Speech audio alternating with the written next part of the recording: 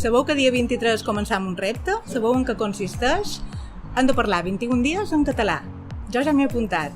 I tu?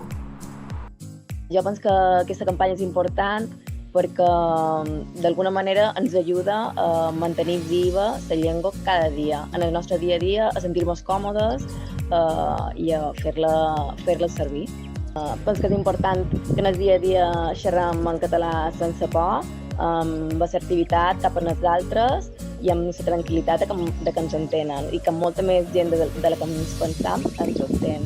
I sobretot que no ens hem de sentir un heroi per xerrar en català. 21 dies. Tenim el bo pel català i per tota la gent que hi vivim, sí?